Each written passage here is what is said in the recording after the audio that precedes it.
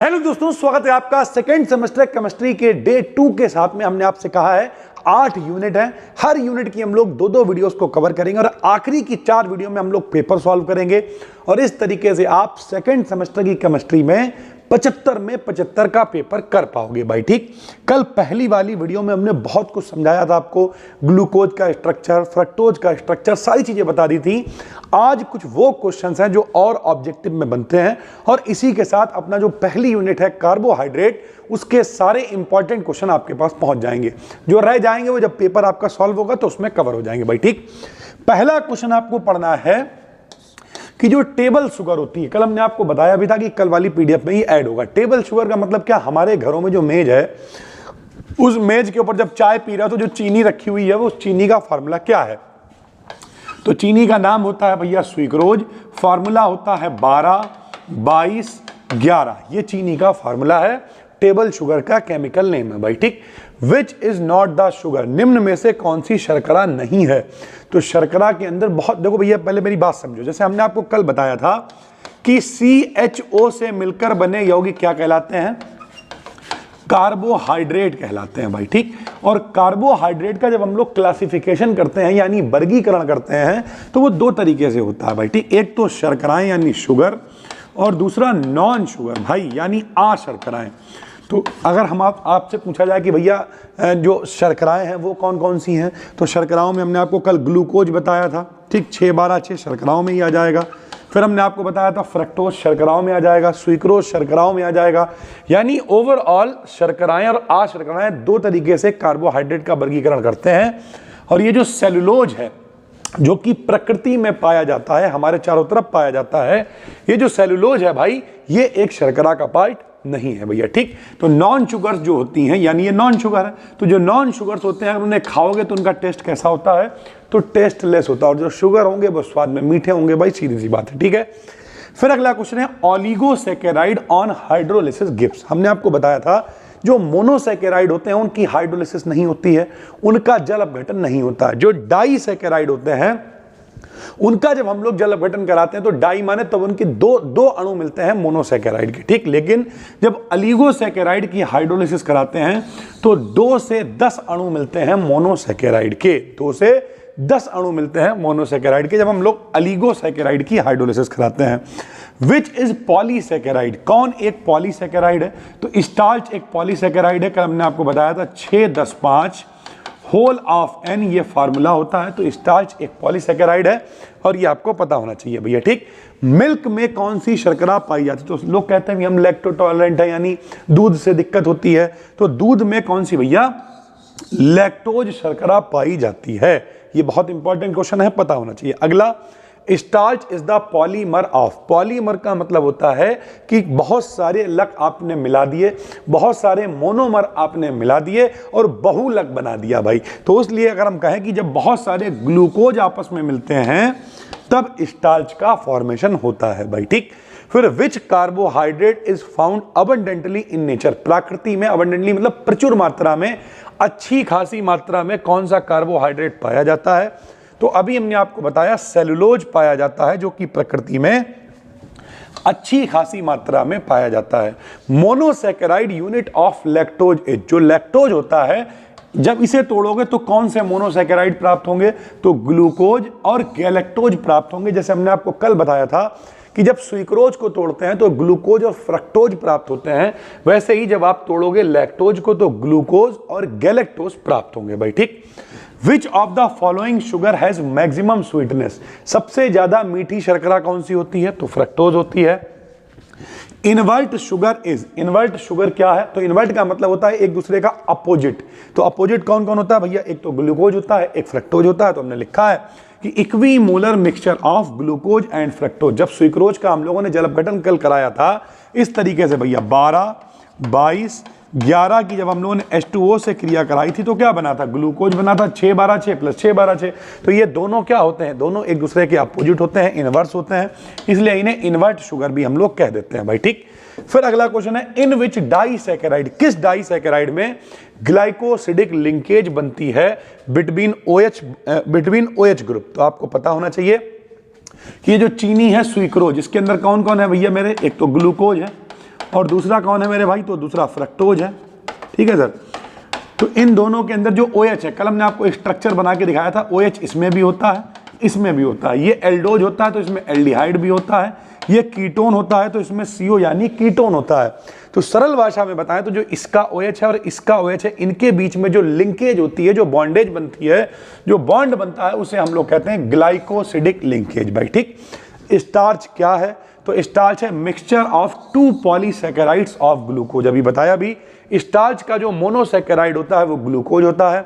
Glucose के जब polysaccharide बनेंगे, ग्लूकोज मिलाओगे बहुत सारे, एक पॉलीसैकेराइड बन गया, फिर ग्लूकोज मिलाए, एक और पॉलीसैकेराइड मिल गया, जब दोनों को मिला दोगे तो क्या बन जाएगा भाई, स्टार्च बन जाएगा। ठीक है, स्वीटेस्ट ऑफ ऑल शुगर, अभी बता चुके हैं सबसे ज्यादा मीठी शर्करा फ्रक्टोज होती है। ग्लूकोज एंड फ्रक्टोज आर, जो ग्लूकोज और फ्रक्टोज है वो क्या है आपस में, तो नंबर 1 इनका मिक्सचर तो इन्वर्ट शुगर कहलाता है, और ये आपस में फंक्शनल ग्रुप आइसोमर है। आइसोमर्स का मतलब समावयवी, फार्मूला सेम है, अवयव सेम है, लेकिन फंक्शनल ग्रुप अलग अलग हैं। एक में भैया एल्डिहाइड यानी CHO है, और इसमें CO यानी कीटोन है भाई। ठीक, हाइड्रोलिसिस ऑफ माल्टोज, जब माल्टोज की हाइड्रोलिसिस होती है तब क्या बनता है, तो माल्टोज की हाइड्रोलिसिस से ग्लूकोज प्राप्त होता है। ग्लूकोज गिव्स ग्लूकोनिक एसिड, ध्यान से समझिए, जैसे ये फार्मूला होता है CHO सिंगल बॉन्ड CHOH, इस तरीके से ग्लूकोज का फार्मूला स्ट्रक्चर खुल के लिखता है। तो भैया अगर CHO की जगह पर, हमने आपको बताया था CHO एल्डिहाइड होता है इसमें, अगर CHO की जगह पे COOH हो जाए, बाकी पूरा फार्मूला सेम रहे, तो इसे हम लोग ग्लूकोनिक एसिड कह देते हैं।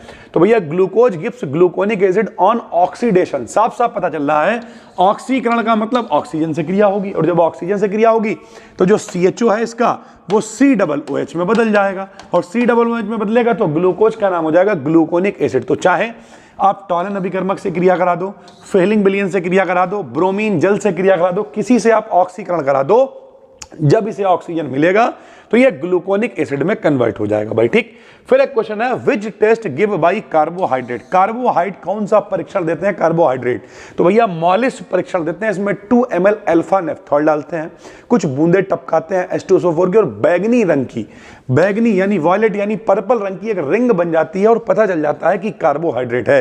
अगर आपका पेपर ऑब्जेक्टिव है तो आपको याद रखना है कार्बोहाइड्रेट कौन सा टेस्ट देता है, तो मॉलिस परीक्षण देता है। हिंदी में भी हम लिख दे रहे हैं, कार्बोहाइड्रेट देते हैं मेरे भाई मॉलिस परीक्षण भैया। ठीक, फिर इन्वर्ट शुगर, अब ये दोबारा से आ गया है क्योंकि ये क्वेश्चंस इतनी बार पेपर में आए हुए हैं, तो आपको PDF में दिख रहे हैं। तो mixture of glucose and fructose invert sugar कहलाता है। लैक्टोज का जो मोनोसैकेराइड है, ये आपको पता होना चाहिए, बार बार बता रहे हैं, बहुत इंपॉर्टेंट है। लैक्टोज का मोनोसैकेराइड है ग्लूकोज और गैलेक्टोज। ठीक, फिर ये देखिए ओलिगोसैकेराइड की जब हाइड्रोलिसिस होती है तो कितने, 1 से 10 अणु आपको मिलते हैं मोनोसैकेराइड के।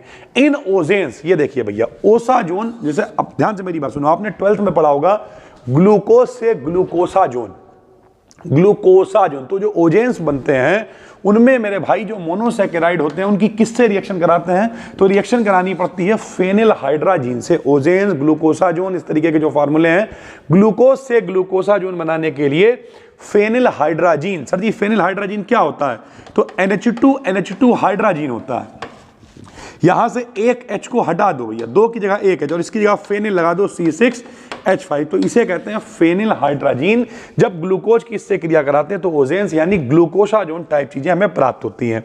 Suitable sugar for determination of configuration of carbohydrate, ये देखो भैया, अब अगर आपको कन्फिग्रेशन चेक करना है, कन्फिग्रेशन का मतलब क्या, कि जो कार्बोहाइड्रेट का स्ट्रक्चर है वो ठीक है या नहीं, तो भैया ठीक कैसे पता करता, तुलना ही करी जाती ना, अपने भैया को देखो वो कितने अच्छे हैं, तुम ऐसे गिनवा रहे हो, तो वो भैया क्या है, वो भैया तुलना करी जा रही है जिनसे। तो अगर हम कहें कि जो सुइटेबल शुगर है, जो व्यवस्थित शुगर है, कन्फिग्रेशन पता करने के लिए, तो होता है ग्लिसरैल्डिहाइड। ग्लिसरैल्डिहाइड से हम लोग तुलना करके देखते हैं कि जो कार्बोहाइड्रेट का कन्फिग्रेशन है वो ठीक है या नहीं है। Which enzyme are used as catalyst in hydrolysis of sucrose, जब चीनी का हम लोग जल अपघटन कराते हैं, चीनी की जल से क्रिया कराते हैं, तो किस एंजाइम की जरूरत पड़ती है, तो इनवर्टेज एंजाइम का इस्तेमाल करते हैं। Enzyme used for converting starch into maltose, तो भैया स्टार्च को माल्टोज में बदलने के लिए डायस्टेज एंजाइम का प्रयोग किया जाता है भाई। ठीक, गन कॉटन को बनाने के लिए किसका इस्तेमाल करते हैं, तो गन कॉटन को बनाने के लिए सेलुलोज का इस्तेमाल करते हैं, बता चुके हैं। सेलुलोज वो कार्बोहाइड्रेट है जो प्रकृति में सबसे ज्यादा मात्रा में पाया जाता है। ये शुगर नहीं होता है मेरे भाई, ये नॉन शुगर में आता है भैया। ठीक, glucose in converted into ethyl alcohol, अगर आपको ग्लूकोज को एथिल अल्कोहल में कन्वर्ट करना है तब क्या चाहिए होगा, तो हमें जाइमेज एंजाइम की उपस्थिति चाहिए होगी भाई, ठीक। Number of asymmetric carbon atoms, कल हमने आपको बताया था एसिमेट्रिक का मतलब क्या होता है। एसिमेट्रिक का मतलब जब कार्बन की चारों संयोजकताएं अलग अलग होती हैं, यहाँ ए जोड़ दें, यहाँ बी जोड़ दें, यहाँ सी, यहाँ डी जोड़ दें, जब चारों संयोजकताएं अलग अलग होती हैं तो उसे हम लोग एसिमेट्रिक असममित कार्बन कहते हैं। और ग्लूकोज में ऐसे कार्बन होते हैं टोटल 4 भैया, ठीक। उसके बाद अगर हम बात करें which reagent is used to distinguish, glucose और ग्लूकोज के विलयन के बीच में अंतर करने के लिए किसका इस्तेमाल करते हैं, तो बेनेडिक्ट सॉल्यूशन का इस्तेमाल किया जाता है। ये बताएगा कि ग्लूकोज क्या है और ग्लूकोज का विलयन क्या है भैया, ठीक।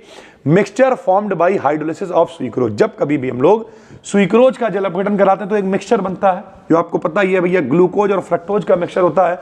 तो वो कैसा होता है, तो वो डेक्स्ट्रो रोटेटरी होता है। सर जी ये डेक्स्ट्रो रोटेटरी क्या होता है, तो 2 तरीके होते हैं, एक डेक्स्ट्रो रोटेटरी, एक लीवो रोटेटरी। कल हमने आपको बताया भी था, जो प्रकाश को दाईं तरफ घुमा देता है वो डेक्स्ट्रो रोटेटरी होता है, जो बाईं तरफ घुमा देता है वो लीवो रोटेटरी होता है भाई, ठीक।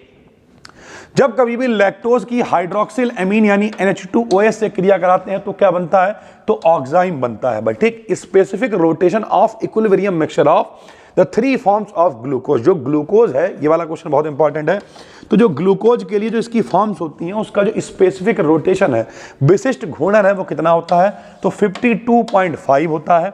और एक क्वेश्चन अल्फा डी ग्लूकोज और बीटा डी ग्लूकोज क्या है, तो ये एक दूसरे के एनोमर्स हैं भाई, ठीक। तो अगर हम बात करें तो भैया यहाँ पे क्वेश्चन है लगभग कितने, ये 33 के करीब क्वेश्चन, और कल हमने आपको दिए थे क्वेश्चन 35 के करीब।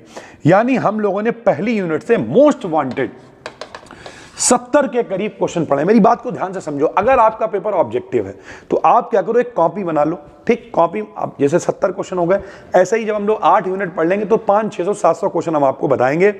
कुछ कितना टाइम लगा भैया इसे देखने में, कितना टाइम लगेगा नोट करने में, पीडीएफ आपको फ्री में अपना टेलीग्राम चैनल है, डिस्क्रिप्शन में लिंक है, वहां पे मिल जाएगी भाई, ठीक। जैसे ये वीडियो पब्लिक होगी पीडीएफ आपको मिल जाएगी, तो आराम से क्वेश्चंस को नोट कर लो, 500, 600, 700 क्वेश्चन, और उन्हें डेली देखो बैठ के। अगर आपका पेपर ऑब्जेक्टिव है भाई, तो अगर आप ये 500-600 क्वेश्चन तैयार कर लोगे तो पेपर कब होंगे आपके, मार्च में, अप्रैल में होंगे। अभी 3 महीने तक अगर आप डेली देखोगे बैठ के इन्हें तो माहौल बना दोगे, मौज काट दोगे मेरे भाई। तो आपको करना क्या है, डेली शाम को 5 बजे सीरीज की वीडियो आ रही है, कल वाली वीडियो नहीं देखी तो वहां से शुरुआत करो, क्योंकि उसमें स्ट्रक्चर्स वगैरह भी समझाए हैं, ज्यादा अच्छे से समझ में आएगा। अगर आपका पेपर डिस्क्रिप्टिव है तो भैया डिस्क्रिप्शन में 23 तारीख तक 399 रुपए का कोर्स कर दिया है, घबराओ बिल्कुल नहीं। Physics, chemistry, zoology, botany, math, सब कुछ वहां पर कंप्लीट आपको मिलेगा। लगातार हम लोग लगे हुए हैं भाई, ठीक। तो जितने भी लोग हो भाई, चाहना तो डिस्क्रिप्शन में लिंक है, सिर्फ 399 रुपए में आप सेकंड में हो, 4th में हो, 6th में हो, किसी में हो, अपना फोल्डर खोलिए और पढ़ना शुरू कर दीजिए। सब कुछ पूरी BSc इसी में हो जाएगी भाई, ठीक। बात जो लोग भी हैं, कल मिलते हैं 5 बजे अगली वीडियो में, तब तक के लिए धन्यवाद।